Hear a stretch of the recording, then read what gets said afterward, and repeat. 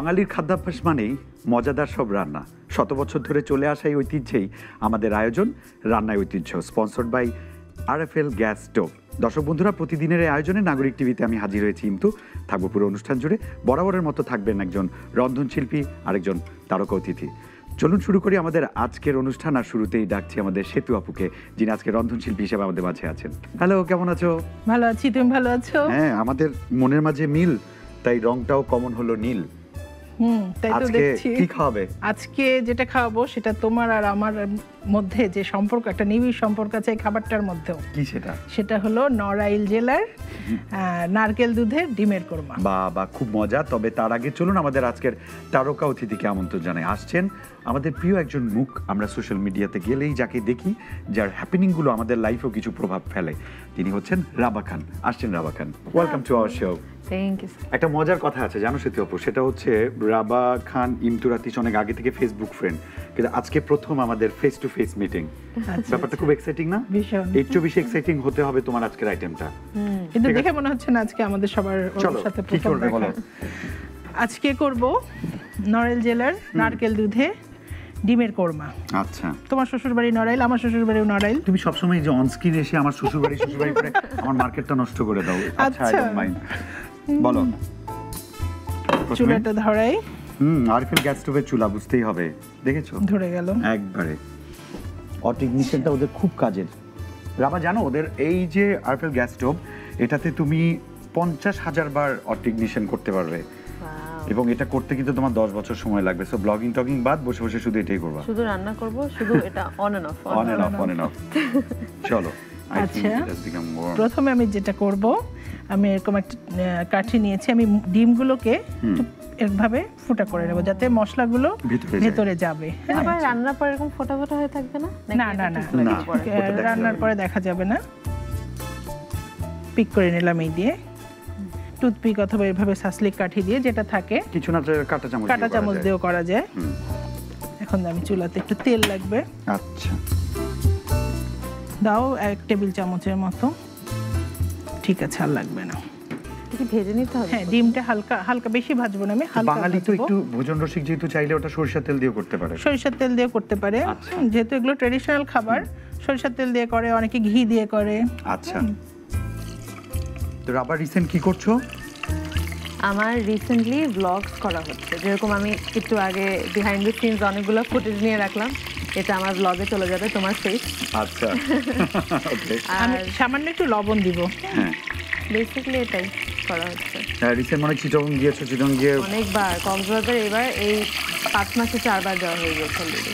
আচ্ছা, তো তুমি যেহেতু ব্লগিং করো, সব কি শুধু তোমার ইচ্ছেতেই করো নাকি পেইড ব্লগিংগুলো তুমি করো? ওইটা আসলে ওভাবে করে করা হয় না। যেটা হচ্ছে আমার ভালো লাগে, বা এরকম যে আমি কোনো একটা ব্র্যান্ডকে খুব পছন্দ করি, তাদের সাথে কাজ করার কোনো অপরচুনিটি, তারপর I do it. So it totally depends on your choice. Yeah. What you like most to do, you do it. Okay. দেখো, তোমার ব্লগিং এর গল্প করতে করতে এটা ভাজা হয়ে গেছে। আমি এখন খুব বেশি ভাজবো না, এটা লাল করবো না, যেহেতু কোরমা তো।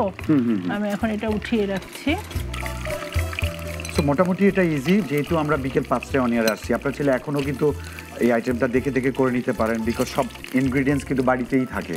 হ্যাঁ, একদম কমন ইনগ্রিডিয়েন্টস। এটা কিন্তু নড়াইল, খুলনা ওদিকের খুবই পপুলার একটা খাবার। এখন আমি এখানে একটু পেঁয়াজ বাটা দিয়ে দিচ্ছি। আচ্ছা, খুব কেয়ারফুলি দেখছি, কারণ আমি এটা বাসায় ট্রাই করবো। আচ্ছা আচ্ছা, নাইস।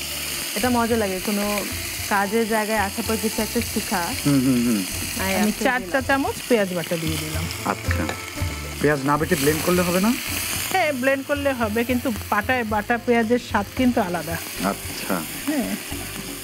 এটা কি দিলা? আদা বাটা দিলাম। আচ্ছা, 1 টেবিল চামচের মতো। রসুন বাটা দিব 1 চা চামচ। আচ্ছা, এরপর আমি যেটা দেব কাঁচা মরিচ বাটা। একটু দিব, এটাতে কালারটা ভালো আসে। এখন আমি এটাতে লবণ দিব।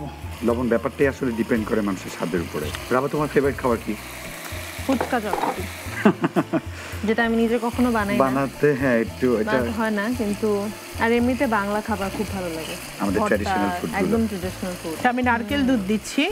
আর এই রান্নার বিশেষত্ব কি, কোনো পানি যাবে না রান্নাটাতে। এই দুধের উপরে রান্নাটা হবে। মশলাটা যে কষাচ্ছি না, নারিকেলের কারণে মিষ্টি হবে না। দুধটা না হচ্ছে আর কোনো পানি যায় না। মশলাটা যে কষাবো এটাও এই নারকেল দুধটা দিয়েই স্বাদটা ব্যালেন্স হয়ে যায়, কারণ কাঁচামরিচের একটা হ্যাঁ মশলাগুলো থাকে তো ওই মিষ্টতাটা থাকে না। আর রাঁধুনিদের একটা সিক্রেট হচ্ছে, আমি দেখলাম সবসময় রান্না তোলার আগে কেউ একটু চিনি দেয়, ওটাতে টেস্ট আরো বাড়ে। একটু বাড়ে, হ্যাঁ। আমি একটু দারচিনি, তেজপাতা আর এলাচ দিয়ে দেব। কত তাড়াতাড়ি মানে ঘরেই থাকে, সবার ঘরেই থাকে। ডিমটা দিয়ে দিব, তারপর কিছুক্ষণ ঘুটা। রাবার মোস্টলি ঢাকায় থাকা হয় না চিটাগং থাকা হয়? ঢাকায়। আমার চিটাগংয়ে কিন্তু কোনো রিলেটিভ নাই, ফ্রেন্ডসও নাই। আমার কাছে এমনি সিটিটা খুব ভালো লাগে, ওখানে খাবার খুব ভালো লাগে, এইজন্য যাও। তো ওখানে যাই, ওখানে যে একটু মশলাটা কষানোর জন্য আমি একটু ঢাকা দিয়ে দিচ্ছি। আর তুমি চিটাগং গেলে ওঠো কোথায়? মানে একদম স্পেসিফিক বলতে হবে না, জাস্ট হোটেলে। ওকে। কেউ ওখানে আসলে চিনি না ওভাবে করে। আর ওখানে আমার এটা কষানো হয়ে গেছে, আমি এখন এটাতে পেঁয়াজ বেরেস্তা দিচ্ছি। আচ্ছা, বেরেস্তাটা আগে করে নিয়েছি? আগে করে নিয়েছি। দর্শক আপনারা বেরেস্তাটা আগে করে নেবেন, কারণ ডিমটা চুলায় বসিয়ে যদি আরেক চুলায় বেরেস্তা করেন তরকারি 12টা বেজে যাবে। এবার একটু জিরা গুঁড়া এটা টেলে নিয়েছি, ধনে এবং জিরা গুঁড়া সামান্য, হ্যাঁ খুব অল্প দিব, বেশি না। আবার আমি একটু নারকেলের দুধ দিয়ে দিব। এর আগে কিন্তু একবার দিয়েছো? আগে দিয়েছি, হ্যাঁ। রাবা প্লিজ নোট, আগে তো না হয়েছে, মানে উনি একটু একটু করে ছাড়ছেন জিনিসটা, প্রসেস করে করে ছাড়ছেন, রাইট? হ্যাঁ, মানে নারকেল দুধটা আস্তে আস্তে দিতে হবে। ওটার ভেতরে একটা তেল থাকে কিন্তু নারকেল দুধের, ওই তেলটা আসবে রান্নার ভেতরে উঠবে, কিন্তু কষানোতে একটু তেল আসছে। হ্যাঁ, আমরা কিন্তু অল্প তেল দিয়েছি, আর কিন্তু তেল দেইনি, কিন্তু তেল একটা উপরে দেখবে তেল আসবে, ওই তেলটা বের হতে হবে আর কি রান্নার মাঝে। অল্প অল্প দিয়ে দিয়ে তেলটা উপরে উঠে আসবে। তোমার ইনগ্রেডিয়েন্টস আমি চিনি দেখতে পাচ্ছি, তার মানে হ্যাঁ, লাস্টে যে শেষে তুমি বললে যে আমরা রন্ধন শিল্পীদের একটা সিক্রেট আছে, শেষে চিনি দিই। কেমন হবে এই কোরমায় একটু খোরমা দিলে? তখন তো আর অথেন্টিক রান্নাটা থাকবে না, ফিউশন হয়ে যাবে। আচ্ছা, রাবা যেহেতু রান্না করতে পছন্দ করো, তোমার কোন রান্নাটা তোমার কাছে মানুষরা পছন্দ করে? আমি একটা বাটার চিকেন বানাই, আমার ফ্যামিলি সবাই খুব পছন্দ করে। একটা ডাল বানাই, ডাল মাখনি টাইপের যেটা। আচ্ছা। আর বাংলা খাবারের মধ্যে আমি মাছ ভালো বানাই। আচ্ছা, এখন এটা হয়ে গেছে, আমি একটু কাঁচা মরিচ দিব কিছু। এমনিতে তো বাটা কাঁচা মরিচ দিয়েছো, এটা হচ্ছে স্মেলের জন্য। স্মেলের জন্য, দেখতেও ভালো লাগবে। আমার এটা হয়ে গেছে, একটু অল্প জালে আমি ঠিক 5 মিনিট একটু রেখে দিব। আচ্ছা, তাহলে মশলাগুলো ভেতরে, মশলাগুলো, হ্যাঁ, আর তেলটা উপরে উঠে আসবে। আর কত সিম্পল দেখেছো, হেলদি একটা ফুড। আচ্ছা, আমি একটু চিনি দিয়ে নামিয়ে ফেলবো তো। আচ্ছা,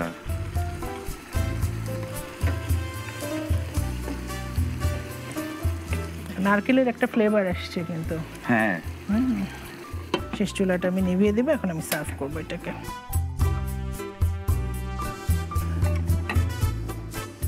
একদমই তেল তেলা ব্যাপারটা নেই, মানে খুব, আমরা যারা একটু বেশি মশলা বা তেলটা অ্যাভয়েড করতে চাই তাদের জন্য একটা উত্তম রেসিপি হচ্ছে, রাইট রাবা? ঝোলটা দেখে এত মজা লাগছে, যেহেতু আমরা নারকেল দুধ, ধৈর্য ইফতারের পরে খাবো আমরা একসাথে। নারকেল দুধের সাথে বেশি তেল দিলে না ওটা ভালো লাগবে না খেতে। নারকেল দুধের ফ্লেভারটা চলে যাবে, তখন ওই তেলের ফ্লেভারটা চলে যাবে। একটু ঘি চাইলে কেউ দিতে পারে। আচ্ছা, মরিচটার কারণে কালারটা সুন্দর লাগছে। এবং ইফতারিতে এটা মশলা খুব কম, হ্যাঁ বেরেস্তা দিব। এই তো রাবাও জানে সব। এখন আমি এখানে কিছু বেরেস্তা দিয়ে দিচ্ছি। একেবারেই বাঙালি রান্না যাকে বলে, একদম খুব ভালো লাগছে দেখতে। হয়ে গেল, কিন্তু হয়ে গেল নারকেল দুধে ডিমের কোরমা। খুব দারুণ লাগছে, স্মেলটা আমি পাচ্ছি, কিন্তু খেতে পারছি না।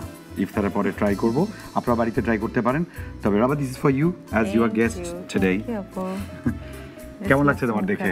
খুবই ভালো লেগেছে। I am waiting to have this in ইফতার। ইয়েস, ইনশাআল্লাহ। সো আমরা তো একেবারে শেষ অংশে চলে এসেছি। Lot of thanks for coming and part of our programme.